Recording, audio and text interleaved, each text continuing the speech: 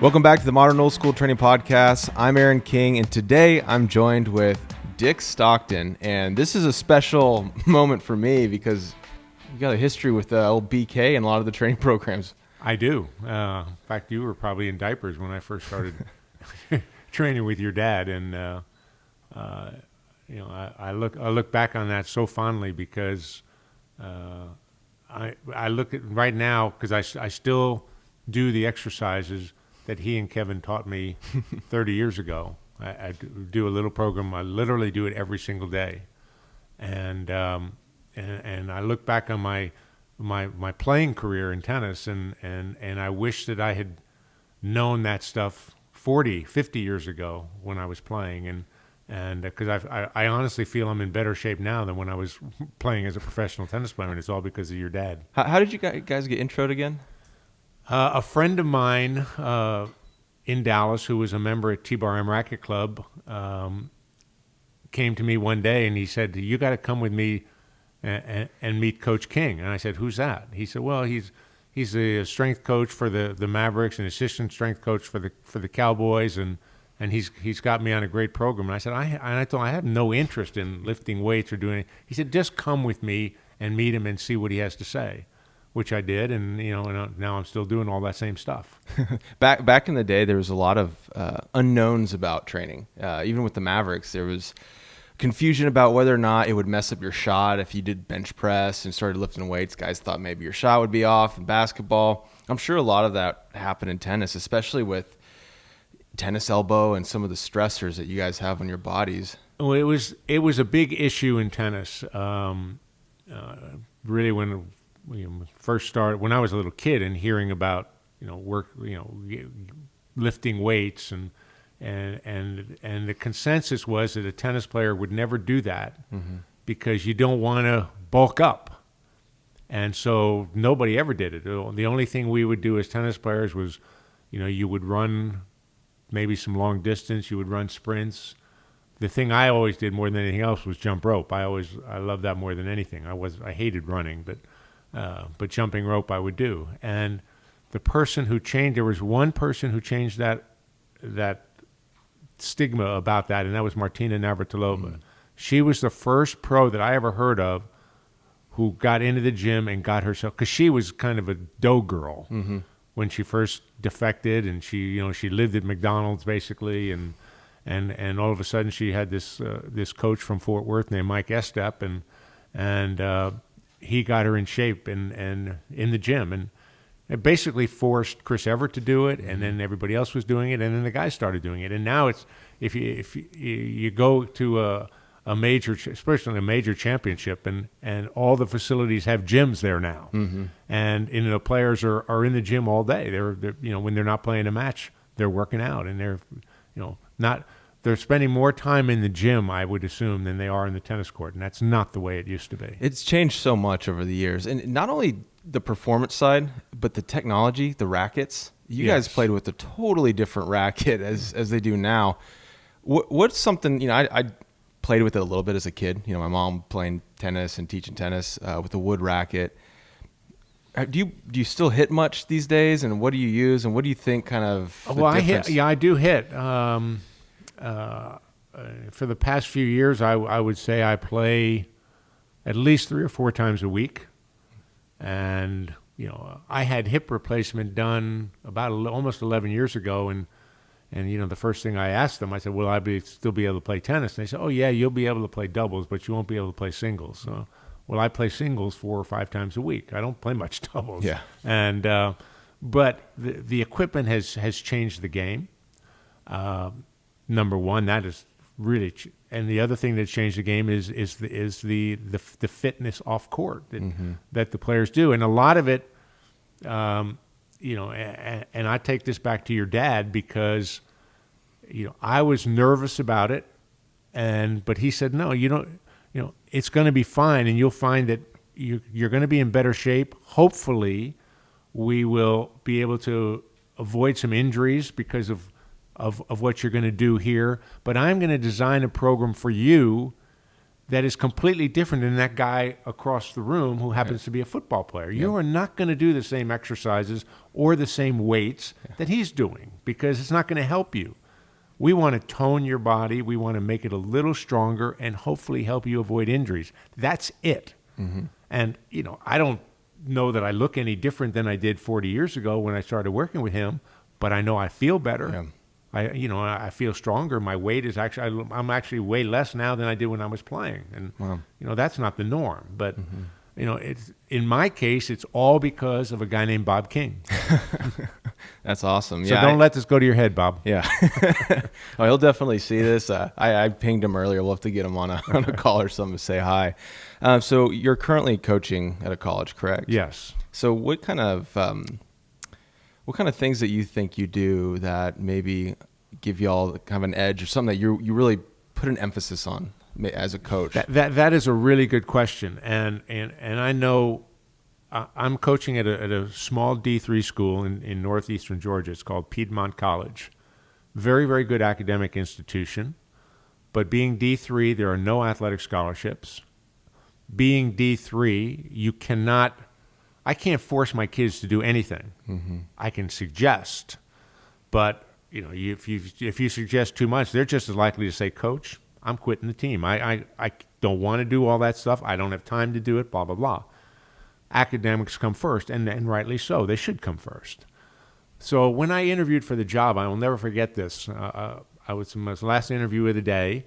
About 4 people sitting around a table, and one lady said to me, "Why are you the right person for this job?" And I said, "To be honest, I don't know that I'm the right person for this job because I have no idea who else has applied and what their credentials are. So all I can tell you is that I'm a good candidate for this job. Mm-hmm. I bring a lot to the table because of my experience as a player at the collegiate level, having been part of a national championship team, having been an NCAA champion individually myself, and I've already coached at the D1 level at the University of Virginia. So, I have experience that I don't know whether anybody else has that kind of experience. But what I do with the kids more than anything else, and I do this on a daily basis, I don't really get on the court with them and try to correct their technique. Because I don't know what the correct technique is anymore. They play a different game than I played. They use different equipment. They use different grips on the racket that I can't even imagine how. I don't even know how you even make contact with the ball when you hold it. But they do it, and they do it well. I look at the game and I think, I've seen some pretty strange, what I would say awkward techniques in my life, but I feel that if you do anything long enough, it doesn't matter how you hold the racket. You're going to get proficient at it. Mm-hmm. If you stick with it, you'll be okay. So I can't tell them that it has to be done this way or it has to be done that way. I don't do that. But what I do on a daily basis is I talk to them about the mental aspects of the game because I've been through it. Right. There's nothing I haven't seen. Doesn't mean I was successful at it, but I've seen it, and I know. If you think about this or you think about that might help you be successful. And that's all I'm trying to do. I'm trying to, as any coach's job is to put his players in a position where he has a chance, and chance is the key word here, a chance to be successful. Doesn't mean it's going to work, but you're giving yourself an opportunity to succeed. And, some of the things I tell them as an example, I would say that, the better tennis player doesn't always win. Right. Yeah. It doesn't happen. It doesn't, because nobody's ever gone undefeated. Mm-mm. I mean, as good as Roger Federer is, he's never gone undefeated for a year. Nobody has that I've ever seen. So how does he ever lose? Well, some days maybe he doesn't feel great, or maybe some days the other guy's in the absolute zone against him and just can't miss a ball. Right. But I said the only thing that really matters is, can you compete?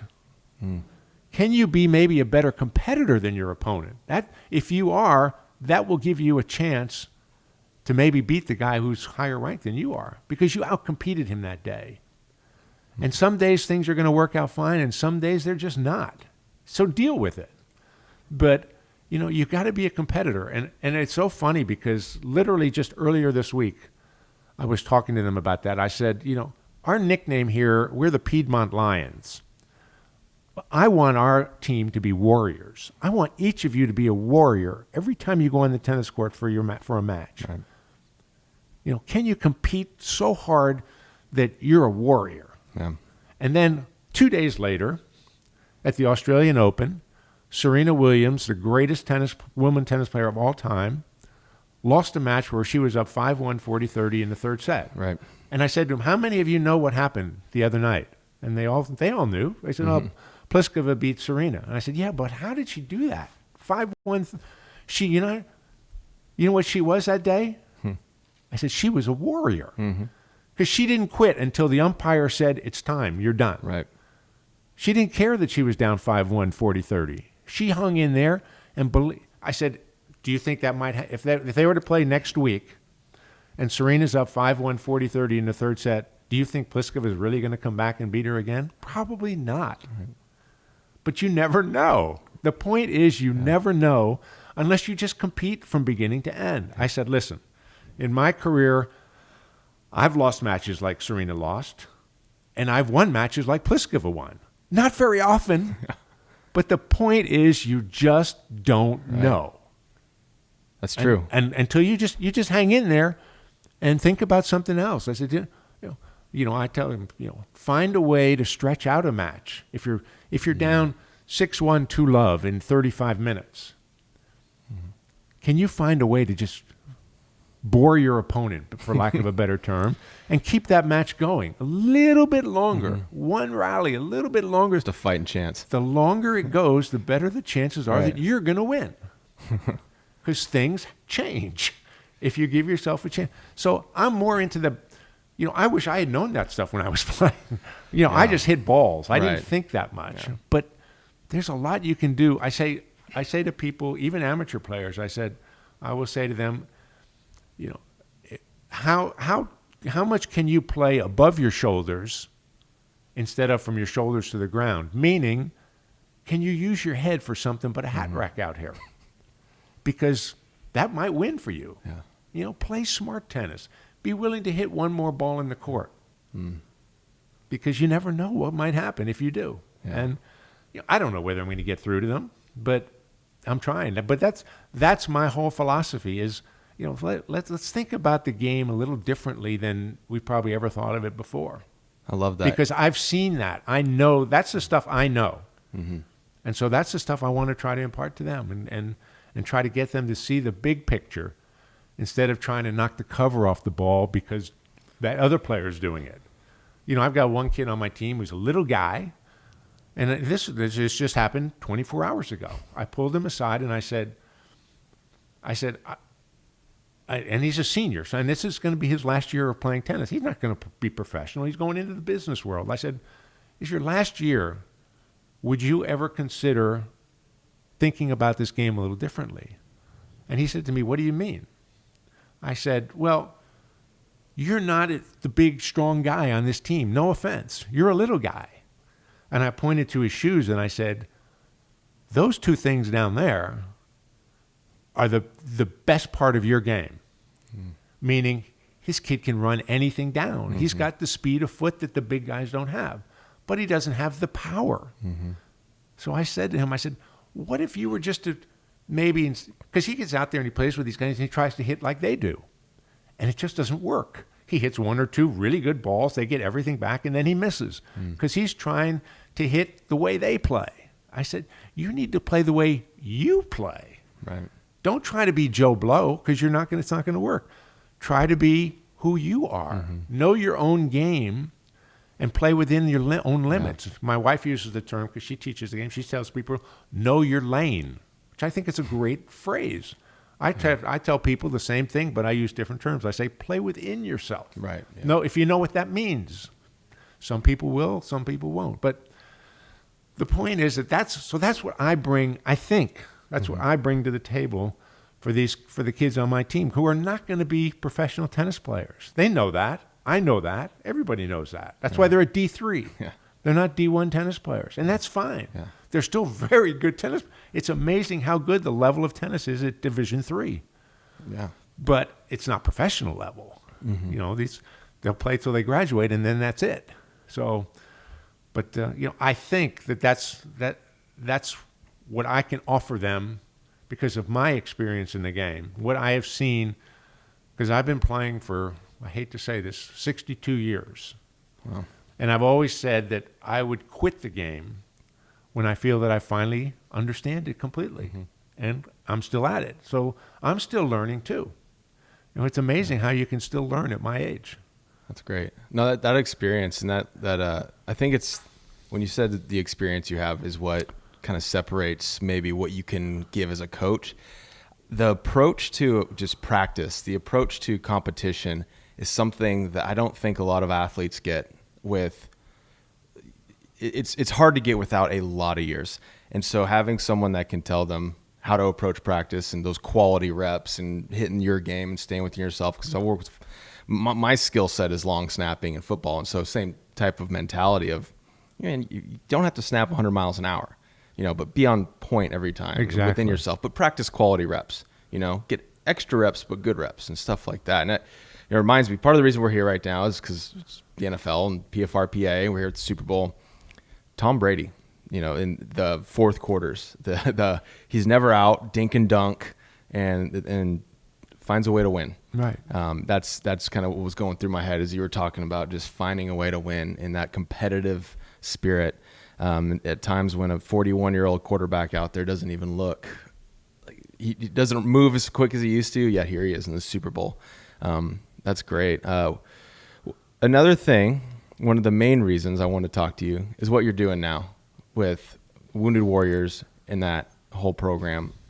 I want to give you a chance to kind of just share with everyone what you guys are doing there and kind of what started that and the mission there. Well, this is a program that my wife and I started together back in the fall of 2012.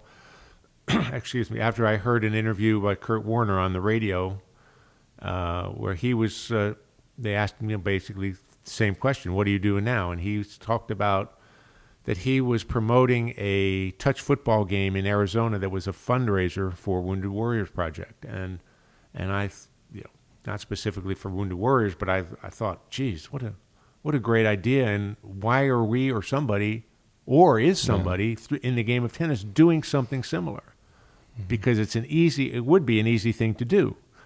So I started talking to my wife and her brother, who happened to be a colonel in the Army at the time, and we throwing around ideas, and we came up with the idea of trying to take the game of tennis to military bases, so we could be right there where they live and work, and offer free tennis clinics to active personnel, spouses, children, veterans, whomever might want to come on a tennis court and have some fun.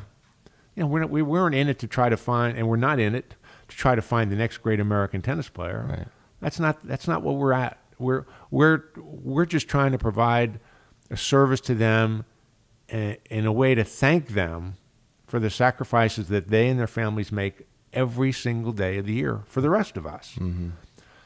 So we started the program, and the program is actually called Boots on the Court, which I love that name, by the way. It's a good name, and I'll tell you a funny story. Because just last December, so 2 months ago, God, it's only last month, we were at a base in South Florida called Homestead Air Reserve Base. And what we do is we schedule 3 clinics. We do one for kids ages 4 to 8 for about an hour and 15 minutes. Then we take a 30-minute break to get all those people off the court and give the next group a chance to register and come on the court. And then we do one for the ages 9 to 15, and then we do one for the ages 16 and above. And it was in between clinics, and we're just all of our staff were just kind of standing around, and this lieutenant colonel, a woman, came up to the courts, and I knew who she was because she had been my contact. So, and she's in her fatigues. She just come from a meeting, and she's got 6 or 7 of her team with her, and they're all in their fatigues. And they're just standing there, and I said, "You guys want to hit some tennis balls?" And they said, "Well, we're not dressed for it." I said, "Oh, you are dressed for it. This program is called Boots on the Court, and you're the first group. This is the first time we've ever really had boots on the court. So they came out in their fatigues, and it was the most fun 15 minutes you can imagine. I bet. And they had a blast. Yeah. And so and that's all we're trying to do is they were smiling. Kids smile when they're out there, and they have a lot of fun, and most of them have never played tennis before, and they don't have rackets. So we bring all that stuff with us, and whatever we might need, and they provide rackets for them, and we give them all T-shirts and hats and blah blah blah, the whole 9 yards, and it's just it's just a way to try to put a smile on their face and to thank them for what they do, and all they do is thank us for coming, and that's not why we're there, but at all. But, so it's current active, everyone, yes. Past, retired. Yeah, we've had them as most. The biggest group we usually have is the 4 to 10-year-olds. We've had them as young as 3. We've even taken, which is hard. And we've had him as old as 87. Wow. So, that person was not active in the military, I don't think. But, Yeah. but the idea is that, just, come out and have some fun and hit and giggle. And we, as an example, kids, especially the kids, will have a tendency, some of them will stay around all day. Yeah. And, we don't tell them they have to leave. One time we're getting ready to do an adult clinic, and this little 6-year-old kid came up to me and said, excuse me, sir, can the rookies still play? So I kind of went along with it. And I said, who are the rookies? He said, kids like me, little kids.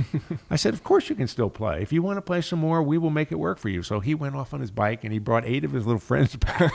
And so we have another junior clinic going on during the adult clinic. But, who cares? Right. I mean, we're not going to say no. And somebody comes and says, I didn't register. Is it okay if I participate? We're not going to say no. You need to register. I mean, we'd like to know, have a ballpark idea of how many people might be there, but a lot of people don't show at the last, because things come up in their lives. And, if they didn't register, it's okay. Come on out and play anyway. We don't care. And it's just, it's so much fun. And it's been the most rewarding experience of my life. I've been involved in a lot of stuff, but nothing ever like this. And we've tried to make it. We've had people, including my brother-in-law, who was a colonel at the time, who said, "Listen, why don't we take this?" He said, "The courts here at Fort Bragg are really, really bad," and he was right. They were horrible. But he said, "Why don't we just go down? There's a mile down the road. There's a park with 10 really, really nice courts. Why don't we do it there?" And I said, "Frank, no offense, we don't want to do it there. Part of the idea of this thing, we want to make this so simple for you and your friends in the military here that they're going to want to participate. And, so the courts are bad. We don't care. What if somebody drives by, and this has happened, and they drive by and they see this going on, and they say, wait, nobody's ever on these tennis courts. What's going on here today?" Right. And they stop and they come in and they say, absolutely you can participate. And we've had that happen so many times, but the few times where we've been off base for one reason or another, those have been our least attended events in 6 years. And, so we're just trying to make it easy for them. Yeah. And we've had several times moms who have come up to us, and we had one at Fort Jackson, South Carolina, who said, "Thank you so much for coming." I said, "You're welcome. It's no big deal." And she said, No. But thank you for having it here. She said, "My husband is deployed. I hate to leave the base. Just the fact that you're right here has made it so easy for us to participate." So we said, well, there you go. That's why we do it, where we do it. And, we've gone as far west as we're based in South Florida. We've been as far west as San Antonio, as far north as West Point, New York, and bases in between. And it's really, really been an incredible ride. That is awesome. And tennis is such a pure sport. You're talking about the age ranges. I mean, it really is one of the purest sports where everyone can play. You can compete with each other. There's games you can play within the game. Right. It's the perfect way, it's the perfect vehicle to really be able to do something like this. Well, it is, and and I remember when I was a kid, I was a pretty good tennis player at a young age, but I used to play with adults. Right. Yeah. And it was so nice of them to play with me, and they didn't have to do that. Right. They were doing it to try to help me, and we're just doing this as our way to try to help these folks, give them something different, get them, they live rough lives. They really, really do. They don't have much. Some of the bases are pretty nice, but still, they don't have many opportunities to do something like this. And we've had, people come up to us all the time and say, God, our kids had so much fun today. What do we need to do? How do we keep them in tennis? Yeah. And that's the hard part. That's a hard question to answer. Yeah. The very first event we did at Fort Bragg that year, 2 days later, I got an email from a woman who said, my kids had so much fun in your clinic. Is there any chance you could come out this Saturday and give them lessons? And I responded, I said, I would love to, except I live 700 miles away. She thought we were local. Oh.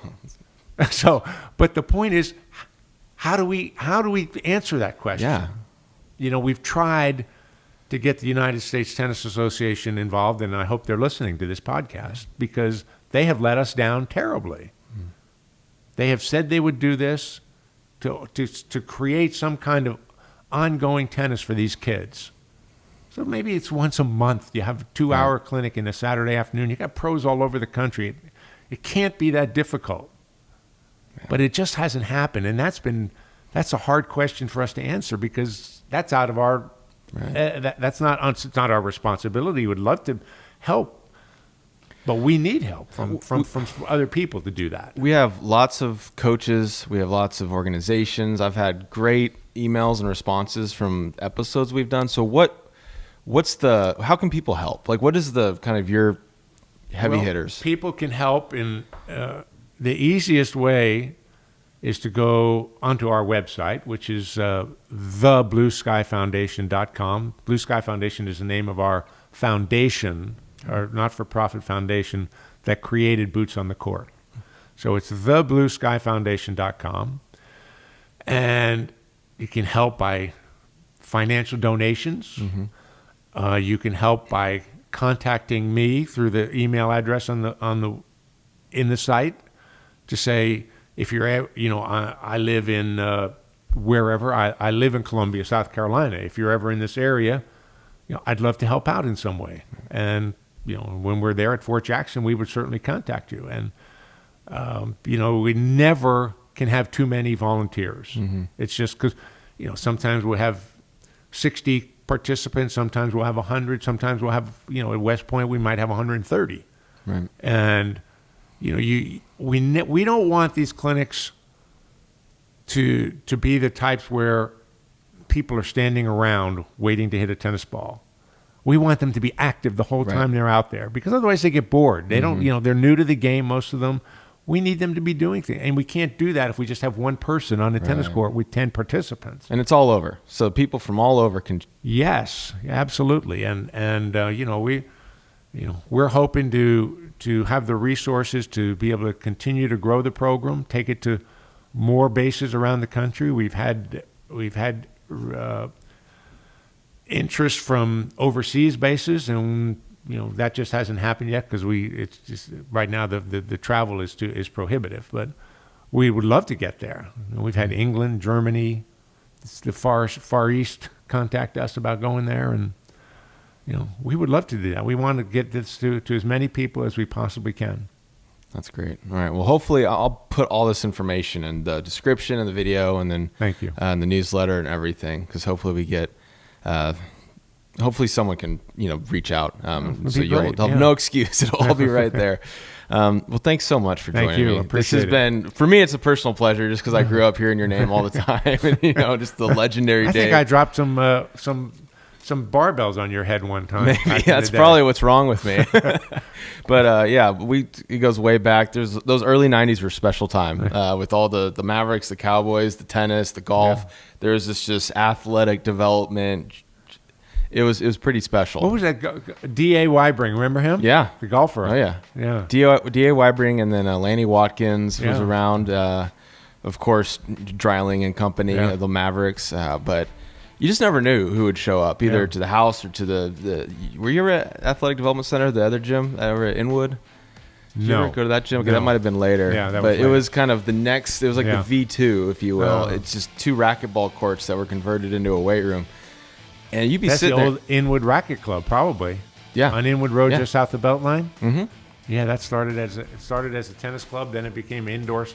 Turned a lot of those courts into indoor soccer, and Yeah. Oh yeah. That's Yeah. It's Yeah. not seen with Soccer Center, but we had. Yeah. You would never know who would be coming in there. It would Ken Norton Jr. would walk in. Mavericks, whoever. So it was good Yeah. times. But those were special times. So this was Yes, great. they were. Thank you. Well, thank you so much. My pleasure. Thank you. All right.